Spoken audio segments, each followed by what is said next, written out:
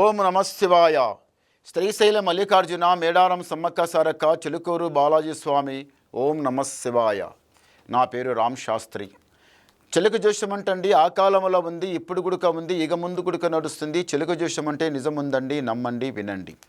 April నెల 7 నుంచి 13 తారీఖు వరకు ఈ రాశి మీద ఎంత శని ఉంది, ఈ రాశి మీద గురుబలం ఎంత ఉంది, శని ఎంత, లాభం ఎంత, లుక్సాన్ ఎంత, నష్టం, కష్టం, సుఖం, దుఃఖం చెప్తా వినండి. తీ చిలకమ్మ, కర్కట రాశి వాళ్ళ జ్యోతిషం, కర్కట రాశి వాళ్ళ భవిష్యవాణి, కర్కట రాశి వాళ్ళ గణితవాణి. తీ చిలకమ్మ తీ దా. కర్కట రాశి వాళ్ళ జ్యోతిషం ఎట్లా ఉంది? తీ చిలక తీ. ఆహా, కర్కట రాశి వాళ్ళకి సాక్షాత్తంగా కృష్ణ పరమాత్ముడు. ఈ కర్కట రాశి వాళ్ళు ఎట్లా ఉంటారంటే, పైన కృష్ణ పరమాత్మ లేకనే కనిపిస్తారు, కానీ లోపల గుణం అయితే శ్రీరామచంద్రుడి రాముడి గుణం, మంచి గుణం, మంచి బుద్ధి, చాలబాజీ మాటలు, హుషారి మాటలు, దగలబాజీ ముచ్చట్లు ఉన్నాయి. ఒకరికి చెడగొట్టాలి, ఒకరికి పడగొట్టాలి, ఒకరికి మోసం చేయాలి, ఒకరికి దగ చేయాలి, మనమే మంచిగా ఉండాలనే కోరిక మీకు లేదు. ఎవరికి ఆపద వచ్చినా, సంపత్తి వచ్చినా, మంచి వచ్చినా, చెడు వచ్చినా, కష్టం వచ్చినా, నష్టం వచ్చినా, సుఖం వచ్చినా, దుఃఖం వచ్చినా అన్నిటికీ మీరు చూసుకుంటారు. మంచి ధైర్యవంతులే మీరు. ఈ కర్కట రాశి వాళ్ళకి ఏముందంటే మాత్రం ఒక దగ్గర కాలు ఆగదు, అస్సలు ఆగదు, వెళ్తూనే ఉంటారు. ఎక్కడంటే అక్కడ, ఎక్కడంటే ఎక్కడ, ఏ పని ఉన్నా, ఏ ఆపద వచ్చినా, ఎవరికి సంపద వచ్చినా అన్నిటికీ చూసుకుంటా ఎక్కడంటే అక్కడ మీరు వెళ్తూనే ఉంటారు తప్ప ఒక దగ్గర మీరు పొదుగంగా కూర్చోరు, ఒక దగ్గర మీరు కూర్చోరు, ఒక దగ్గర నిలవరు. ఎక్కడంటే అక్కడ మీరు తిరుగుతూ ఉంటారు. ఈ రాశి వాళ్ళకి మళ్ళీ ఒకటి ఏముందంటే మాత్రం ఇంతవరకు వచ్చిన కష్టం సామాన్యం కష్టం కాదు. ఈ కర్కట రాశి వాళ్ళకి మహాదరిద్రం వచ్చి ఇంటికి మస్తు సతాయించింది. సతాయించి ఏమైపోయిందంటే, ఏమాయిరా రామచంద్ర భగవంత, అసలు దేవుడు ఉండడా లేడా, ఏంది మాకు ఈ కాలకంటక దరిద్రం, ఏమిటిది మన ఈ కష్టమని మీరు రామచంద్ర భగవంత అనుకున్నారు. కానీ కష్టం వచ్చిన తర్వాత ఒకటి అర్థం చేసుకోండి, కష్టం వచ్చిన తర్వాత సుఖం వస్తుంది, సుఖం వచ్చిన తర్వాత కష్టం వస్తుంది, రాత్రి వచ్చిన తర్వాత పగలు వస్తుంది, పగలు వచ్చిన తర్వాత రాత్రి వస్తుంది, అమావాస్య వస్తుంది, పుణ్యం వస్తుంది, చీకటి వస్తుంది, ఎలుగు వస్తుంది.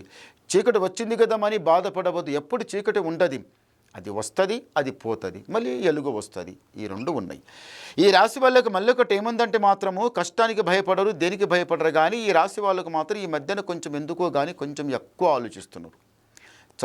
చాలా ఎక్కువ అంటే ఇంకంత ఎక్కువ ఆలోచిస్తున్నారు. ఏమని ఆలోచిస్తున్నారు? ఒక్క విధమనేది కాదు, ఒక ఇంటికి ఒక పరిస్థితి అనేది కాదు, ఒక ఇంటికి ఒక ఆపద అనేది కాదు, ఎన్నో రకాలుగా వస్తాయి ఆపదలు.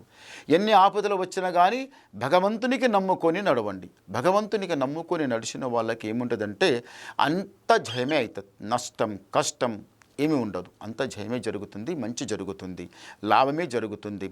కాలకంటక దరిద్రం అంతా దూరమైపోతుంది.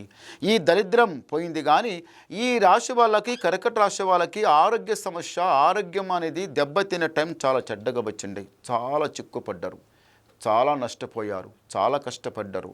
అన్నమారామచంద్రమని లేని వాని దగ్గర పోయి అప్పు తీసుకొచ్చిండ్రు, నెత్తి మీద పెట్టుకున్నారు, ఉన్నదంతా ఖర్చు చేసుకున్నారు.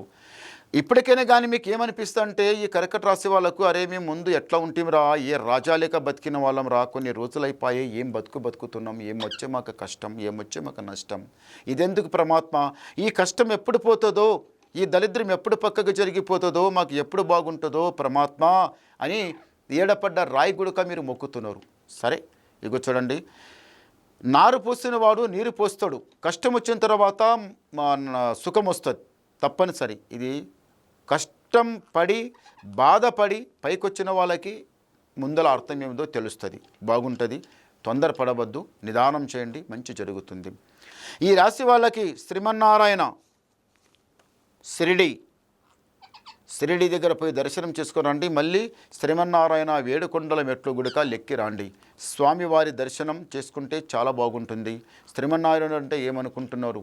సాక్షాత్తంగా ఆ భగవంతుడు స్వయంభూ. ఆ భగవంతుడు దర్శనం చేసుకున్న వాళ్ళకి నెత్తి మీద దరిద్రం పటాపంచలం ఇంకా ఉండదు, జీవితంలో ఉండదు. చేయి పెట్టిన పని కలిసి వస్తుంది, రాజా బతుకుతారు, సుఖంగా సంతోషంగానే ఉంటారు. కానీ ఇప్పుడు ఏముందంటే, ఇక్కడ మీకు నా కాలకంటకం అంతా పోయిందా ఉందంటున్నాను. కానీ ఇంటి మీద మాత్రం ఏదైనా చూడండి, మంచిగా ఆలోచించి ఏనండి, ఇంటికి చెడు జరుగుతుందంటే ఏదో బాధ వస్తుందంటే, ఏది సుధరించలేదు అంటే, ఒకటి అనుకుంటే ఒకటి జరగడం, ఉన్న పైసంతా ఖర్చు చేసుకోవడం, మనసు శాంతంగా ఉండకపోవడం, మీ ఇంటి లోపల ఆరోగ్యం సరిగా ఉండకపోవడం, ఇదంతా ఉల్టా పల్టా అయిపోతుంటే దీనికి కారణం ఏమిటిది? ఇంటి మీద ఏదో దరిద్రం ఉంది. ఇంట్లో దరిద్రం ఉంది కాబట్టి, ఇంటి మీద దరిద్రం ఉంది కాబట్టి ఇంట్లో ఏది చేసినా కుదరటం లేదు, సుధరించడం లేదు. ఈ దరిద్రం పోతే మీ ఇంటికి చాలా బాగుంటుంది. తొందరపడకండి, నిదానం చేయండి.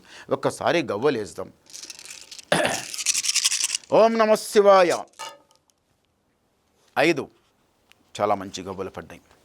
కర్కట రాశి వాళ్ళకి ఆదాయం 2, యాయం 11, రాజపూజ ఫలం 4, అవమానం 7. అంటే 2 గురు, 7 శని. చూశారా మీకు దరిద్రం ఎంత నెత్తి మీద కూస్తున్నదో? 7 శని అంటే దానికి 7 దొరకడం చాలా. 7 అంతస్తుల బంగ్లాలో ఉంటే వాళ్ళు దిగుమంటే దిగుతారు? ఎవరన్నా దిగరు.